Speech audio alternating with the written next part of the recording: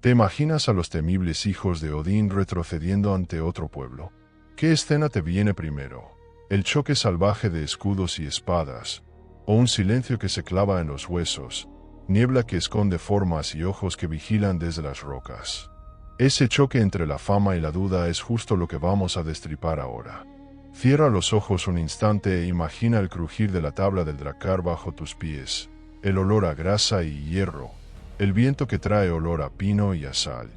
Imagina también que, frente a ti, no aparece el enemigo tradicional, no hay campamentos llenos de estandartes, no hay retaguardia para aplastar. Hay algo distinto, esa extrañeza, esa sensación de que las reglas de la batalla han cambiado. Fue suficiente para que hombres curtidos en 1000 incursiones tomaran decisiones que hoy nos parecen sorprendentes. Retirarse, pactar, observar. No vamos a contar una historia de mitos. Vamos a seguir pistas, crónicas que rezan nombres, sagas que arrastran ecos, hallazgos que hablan en silencio a través de hierro y hueso. Y sí, hay 3 actores principales que reescribieron muchas de esas escenas.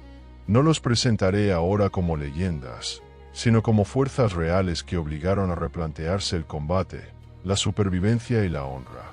Pero antes de hundirnos en tácticas y leyendas, quiero que te quedes con esto. La grandeza no es lo mismo que la invencibilidad. Mi promesa para los próximos minutos es simple y ambiciosa. No solo sabrás qué hizo temblar a los vikingos, sino porque esas reacciones nos importan hoy. Aprenderás a reconocer cuando el miedo es una estrategia, cuando la retirada es sabiduría y cuando el respeto nace del conocimiento. ¿Estás preparado? Imagina que el mar se calma tras una larga travesía. El aire huele a turba húmeda y sal. Frente a ti, una costa gris, sin movimiento. Ni aldeas, ni ganado, ni enemigos. Solo humo que se alza desde las colinas, delgado y constante, como si alguien, o algo, te estuviera avisando de que no deberías haber venido. Esa fue la primera impresión de muchos guerreros nórdicos al pisar Escocia, el territorio de los pictos, un pueblo tan enigmático como temido. A diferencia de las tribus que los vikingos solían arrasar con facilidad, los pictos no luchaban como se esperaba. No ofrecían combate abierto ni buscaban la gloria inmediata. Usaban el terreno como si fuera una extensión de su cuerpo. Cada colina, cada bosque y cada pantano eran trampas naturales preparadas con precisión. Los cronistas anglosajones los describían como la tierra misma defendida por sus hijos. Cuando los vikingos intentaban internarse tierra adentro, los pictos desaparecían, pero no del todo. Los seguían desde la distancia, dejando señales, restos de fuego, herramientas rotas, huellas falsas. El mensaje era claro: sabemos dónde estás. Las emboscadas pictas eran una coreografía de terror. Atacaban cuando la niebla descendía, cuando los cascos del enemigo resonaban sobre la piedra húmeda. Gritos cortos, silbidos, lanzas que aparecían desde la nada. Luego, el silencio. No se trataba de vencer por fuerza, sino por desgaste mental. Muchos relatos escandinavos describen a sus enemigos como sombras azules, porque se pintaban el cuerpo con pigmentos de boad, un tinte azul intenso que brillaba bajo la lluvia y la luna. Desde lejos, parecían espíritus saliendo de la bruma. Esa imagen, mitad humana, mitad espectral, no solo tenía un efecto psicológico brutal, era un mensaje simbólico. El color azul representaba para ellos la conexión con los dioses y la tierra. Y los vikingos, tan supersticiosos como valientes, empezaron a pensar que esos guerreros no eran del todo mortales. ¿Cómo luchas contra algo que crees que no puede morir? El miedo se transformó en confusión táctica. Los ataques sorpresa impedían organizar un muro de escudos efectivo. Las aldeas pictas eran imposibles de saquear porque no existían. Vivían en fortificaciones ocultas, excavadas en colinas o camufladas bajo la vegetación. Los arqueólogos modernos han encontrado restos de túneles y pasadizos que servían para desaparecer literalmente bajo tierra. Era como si el suelo se los tragara. Y lo más desconcertante, no luchaban por conquista, sino por supervivencia. No querían gloria, ni botín, ni fama. Solo querían que los invasores comprendieran que su territorio pensaba, que su propio entorno era un aliado. Mientras los vikingos buscaban dominar, los pictos solo necesitaban esperar. Cada invierno que pasaba, cada tempestad que destruía un drakkar varado en las rocas, era una victoria silenciosa. Hay crónicas que cuentan que algunos jefes vikingos llegaron a creer que Escocia estaba maldita. Los hombres regresaban con relatos inconsistentes, con la mirada perdida, diciendo haber oído voces entre los árboles. Tal vez exageraban, pero el efecto fue real. Durante décadas, los ataques hacia el norte de Britania se redujeron. El miedo psicológico se había impuesto a la espada. Los pictos no vencieron a los vikingos por tener mejores armas, sino por algo más sutil. Usaron el entorno como un arma de pensamiento. Su mayor victoria fue hacer creer al enemigo que la tierra misma se defendía. Y así, mientras los drakkar se alejaban de las costas escocesas envueltos en niebla, los pictos volvían a fundirse con el paisaje, invisibles, esperando al siguiente intruso. Pero si los pictos dominaron la mente a través del miedo y la astucia, el siguiente enemigo de los vikingos dominó algo aún más temible: el propio clima. Porque cuando el frío se convierte en tu aliado, ni los más feroces hijos de Odín pueden resistirlo. Ahora cambia la escena. No hay acantilados ni ruinas cubiertas de musgo. Solo un horizonte blanco e infinito. El aire corta como cuchillas y el silencio no es quietud, sino advertencia. Aquí no hay lugar para los gritos de guerra ni para las canciones de victoria, solo el crujido del hielo y el gemido lejano del viento. Los vikingos, acostumbrados al mar embravecido y las aldeas costeras, se encontraron ante algo más peligroso que un ejército: el invierno convertido en enemigo. Los pueblos finnougrios, habitantes de las regiones del norte del Báltico y de lo que hoy sería Finlandia y Karelia, dominaron un arte que los nórdicos jamás llegaron a comprender del todo: el de usar la naturaleza como estrategia militar. Su territorio era una trampa viviente, un laberinto de lagos congelados, bosques espesos y temperaturas tan extremas que el acero podía pegarse a la piel. Los vikingos llegaban con su arrogancia marítima, confiados en su fuerza, pero aquí, sus drakkars quedaban varados bajo la nieve y sus pesadas armaduras se convertían en anclas heladas. Los finnougrios no eran un ejército regular. Eran cazadores, rastreadores, fantasmas del invierno. Su mayor secreto estaba en su movilidad. Mientras un guerrero nórdico se hundía hasta las rodillas en la nieve, ellos se deslizaban con elegancia sobre esquís de madera tallados a mano. Una tecnología ancestral que transformaba el terreno hostil en autopista. Atacaban rápido, desaparecían aún más rápido. Golpeaban los puntos débiles, provisiones, caballos, rutas de escape. No necesitaban vencer en combate abierto, bastaba con dejar al invasor solo, hambriento y congelado. Hay registros que mencionan expediciones vikingas que simplemente desaparecieron. Los cronistas posteriores hablaban de hombres tragados por el hielo o caminos que se desvanecen tras la tormenta. En realidad, eran víctimas de una estrategia de desgaste implacable. Los finnougrios no peleaban cada día, esperaban. Dejaban que el frío hiciera su trabajo.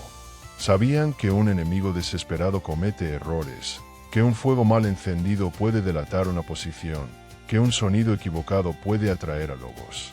Los arqueólogos han hallado restos de campamentos vikingos abandonados con rapidez, utensilios, armas, e incluso barcos desmantelados y usados como refugios improvisados bajo la nieve. Algunos cadáveres fueron encontrados con las manos pegadas al metal por la congelación. No murieron por la espada, sino por el clima. Es irónico pensar que los vikingos, dueños del mar, fueron derrotados por la tierra firme, por una naturaleza que ellos creyeron dominar. Los finnougrios también tenían su propio simbolismo. Creían que el invierno era un espíritu que debía ser respetado, no vencido. Y en esa filosofía estaba su fuerza. Ellos no veían la nieve como obstáculo, sino como un escudo blanco. Cada tormenta era una aliada. Mientras los vikingos maldecían el clima, los finnougrios lo escuchaban. Sabían leerlo. El color del cielo les decía cuándo moverse, el grosor del hielo cuándo cruzar, la dirección del viento cuándo atacar. Era conocimiento puro, transmitido de generación en generación. Además, tenían un arma que no brillaba, pero mataba igual: el silencio. No hablaban durante las emboscadas, se comunicaban con gestos y silbidos cortos. Un explorador vikingo podía caminar horas sin notar que estaba siendo rodeado. Cuando caía la noche, escuchaba un sonido que no sabía identificar: el crujido rítmico de los esquís en la distancia. Demasiado tarde. Flechas ligeras, rápidas, silenciosas. No venían del frente, sino de todos los lados. Y si los pictos representaban la inteligencia de la tierra, los finoubrios eran la paciencia del invierno. No necesitaban demostrar poder, su fuerza estaba en la espera. Para ellos, la victoria no era inmediata, era inevitable. Como el deshielo.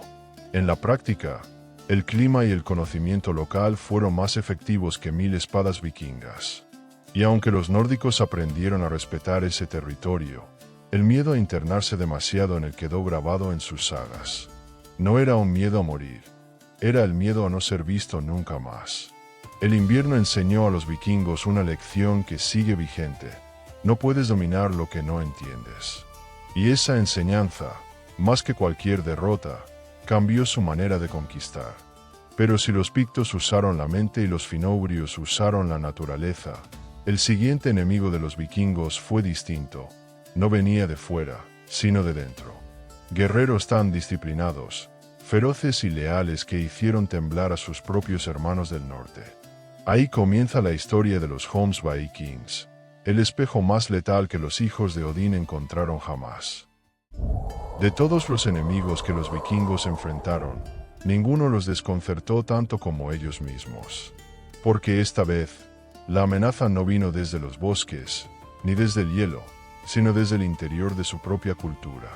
Guerreros que compartían su sangre, su fe y su furia, pero que habían llevado el arte de la guerra a un nivel tan calculado que los convirtió en el reflejo más temido del mundo nórdico: los Vikings. Las crónicas los describen con respeto, e incluso con miedo. No eran simples saqueadores, eran una élite militar organizada, algo poco común en un tiempo en el que el valor se medía más por la bravura individual que por la disciplina colectiva. Su hogar, conocido como Homsburg, se levantaba, según las sagas, en algún punto de la costa sur del mar Báltico, posiblemente donde hoy se encuentra Volyn, en Polonia. Pero más que un lugar, Homsburg era una idea. Una fortaleza para quienes creían que la lealtad debía ser absoluta y que la guerra podía perfeccionarse como un arte. Los Vikings no servían a ningún rey ni juraban lealtad a ningún linaje. Su única obediencia era hacia el código de Homsburg, un conjunto de reglas tan estrictas que incluso los más curtidos guerreros dudaban antes de unirse a ellos. Entre sus normas estaban: no huir jamás en batalla, no mostrar miedo ni compasión, no discutir las órdenes de sus líderes y no beber antes del combate. Si alguien rompía el código, no importaba su rango ni su fama, la sanción era la muerte inmediata. Este nivel de disciplina les daba una ventaja enorme. Mientras otros clanes nórdicos se lanzaban al combate movidos por la adrenalina y el caos, los se movían como una sola entidad. Sus escudos se entrelazaban con precisión milimétrica. Sus formaciones no dejaban espacio al azar. Si el enemigo rompía una línea, se replegaban en segundos para crear otra. No había gritos desordenados, ni duelos personales, ni muestras de ego. Eran una maquinaria fría, eficiente, y eso, paradójicamente, los hacía más aterradores que cualquier horda enloquecida. Los historiadores modernos creen que los Vikings fueron una especie de orden paramilitar o una hermandad de mercenarios que mezclaba las tradiciones nórdicas con la influencia de culturas más organizadas del continente europeo. Y es aquí donde radica su genialidad. Tomaron lo mejor de ambos mundos. Mantenían la ferocidad vikinga, pero la envolvían en estrategia y autocontrol. Si los berserkers representaban la furia sin límites, los encarnaban la razón afilada del acero. Una de las batallas más célebres donde se menciona a los Homs Vikings es la batalla de Hjörungavágr, en torno al año 986. Allí se enfrentaron al rey noruego Håkon Sigurdsson. Según las sagas, la lucha fue épica y brutal, con tormentas que parecían responder a los dioses mismos. Los Homs mantuvieron sus líneas, resistiendo como un muro humano, pero una tormenta repentina, interpretada como castigo divino, los desorganizó. Algunos textos afirman que incluso en la derrota, su disciplina impresionó tanto a sus enemigos que fueron perdonados o invitados a servir como capitanes. Más allá de los mitos, lo cierto es que los Homs representaron algo revolucionario, la profesionalización del guerrero vikingo. Mientras la mayoría de los combatientes nórdicos eran granjeros convertidos en soldados por temporada, los Homs vivían, respiraban y morían por la guerra. Entrenaban constantemente, mantenían armas en perfecto estado, estudiaban tácticas y convertían cada enfrentamiento en una lección. No eran hijos del azar, eran producto del método. Y hay un detalle fascinante que muestra hasta qué punto eran temidos. Los niños vikingos crecían escuchando su nombre como si se tratara de una advertencia. Si no luchas con honor, los Homs vendrán por ti. Ese tipo de reputación no se consigue solo con victorias, sino con respeto.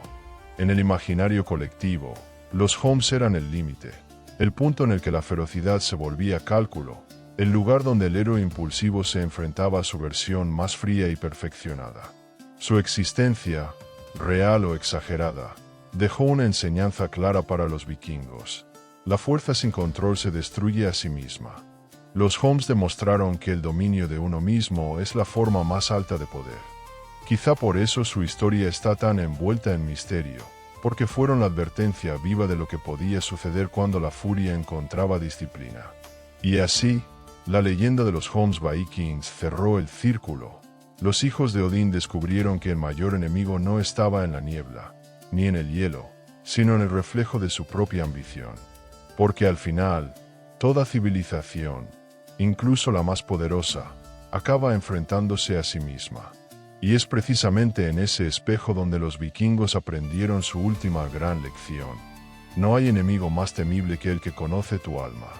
Pero esta historia no acaba aquí. Porque lo que los pictos, los finoubrios y los Homs enseñaron a los vikingos no se quedó en la Edad Media. Sus lecciones, de respeto, adaptación y autoconocimiento, siguen resonando hoy. Y en la conclusión, veremos cómo esos ecos del pasado siguen hablándonos en pleno siglo XXI. A veces, los números y los objetos cuentan historias más poderosas que las palabras. Y en el caso de los vikingos, esos pequeños detalles, los que se encuentran entre los restos del tiempo, revelan tanto su grandeza como sus límites. Porque por mucho que Hollywood nos venda la imagen de guerreros invencibles, la arqueología y las crónicas nos muestran otra verdad, la de hombres que se adaptaban, aprendían y también temían. Comencemos por una fecha grabada en fuego en la historia europea, el año 793. Ese fue el año en que los vikingos atacaron el monasterio de Lindisfarne, en la costa norte de Inglaterra. Fue un ataque rápido, brutal y simbólico. Los monjes fueron masacrados, los tesoros sagrados robados y el eco del miedo se expandió por todo el continente. Para los cristianos, aquel día fue una señal del apocalipsis. Para los vikingos, el inicio de una era dorada de conquistas.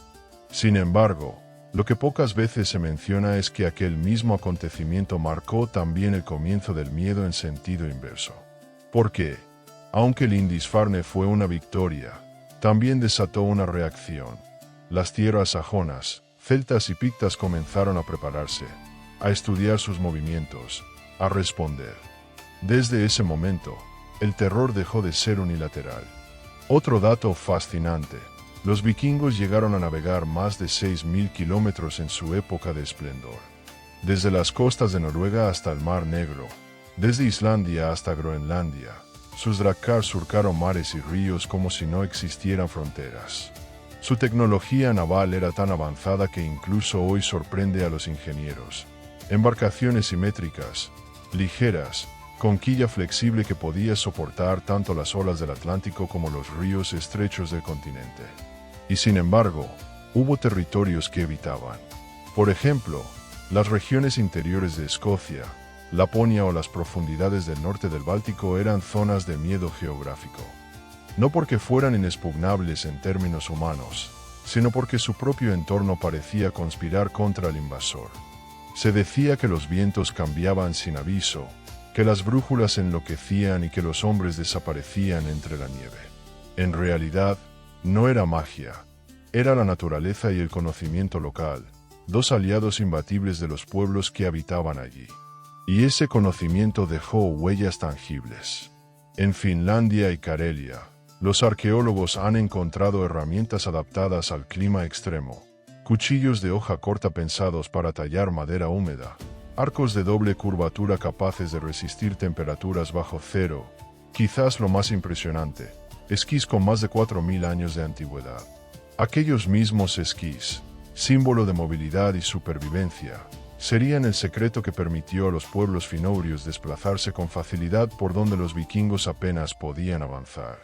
Esos objetos, más que simples herramientas, eran armas de adaptación. Incluso los restos de asentamientos muestran diferencias culturales interesantes.